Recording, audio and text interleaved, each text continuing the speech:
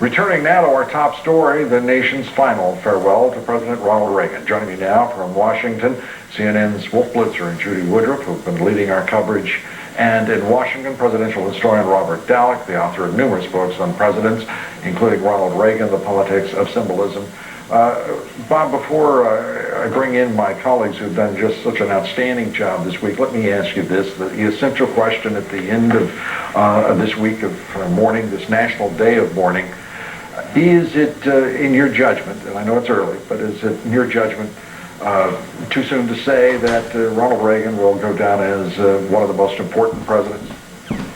Well, Lou, I think there's no question he'll be remembered as one of the most significant presidents in the country's history, and particularly in the 20th century. You know, Lou, there have only been 12 presidents out of the 43 so far who had 8 years or more in office. The more, of course, was FDR. And that's pretty thin group, or a pretty limited group to be a part of, and so that alone makes him a major, significant president. And I think historians will be looking at his records and studying his work and his administration, his leadership, for years and years to come. You know, we're only 15 years away from his presidency, and the bulk of his papers have not opened yet. And so historians in the next 15, 20 years are really going to dig in, and biographers and historians are going to have a field day, so to speak. And I think we're going to see an awful lot of books about Ronald Reagan's 8 years in the presidency in the next 15, 20 years. Judy, I would ask both you and Wolf, as you have been reporting on this week of mourning for our 40th president, to think back in your coverage of presidents, remember and recall your coverage of this President Ronald Reagan, and give us just your best sense. They say that news is history's first draft. No offense, Robert Dallek. But in the first draft, your thoughts, your reactions, your personal thoughts. Judy? Well, it has just been an extraordinary week. I mean, it has been, and this has been said. Years in the presidency in the next 15, 20 years.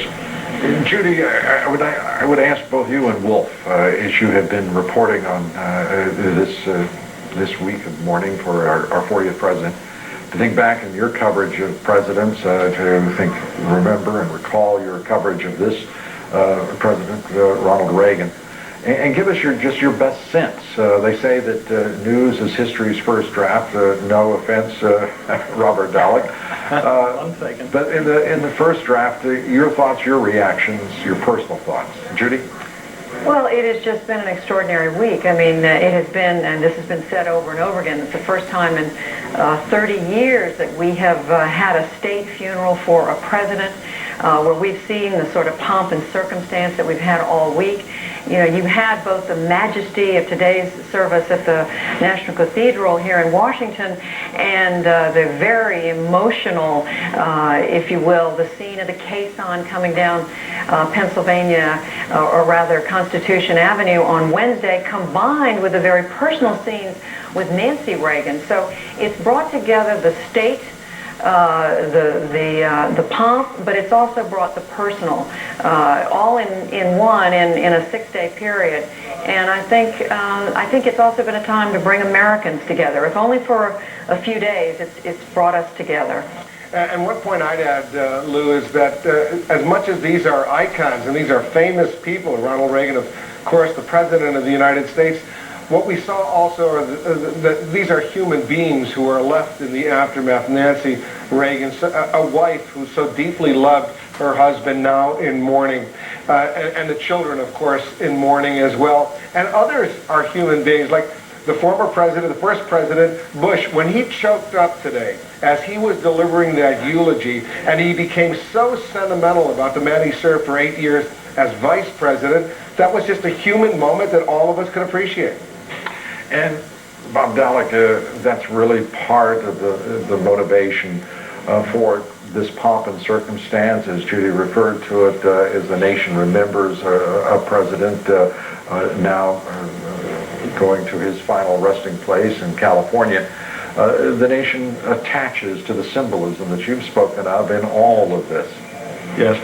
Well, you know, Reagan is a powerful symbolic figure, most of all because, as Judy was saying, he's a unifying force. And I think I've been saying there's been so much acrimony in our politics in recent years. You remember back to the election of 2000 and now the current election campaign. It's so divisive. And Reagan sort of inspirits the nation, gives it a feeling that it has shared values and a better future. A reminder that we can be united, and we appreciate all of you being here. Again, Judy Woodruff, Wolf Blitzer, just outstanding work this week. We thank you very much. And Robert Dallek, we thank you very much for your time and sharing your thoughts.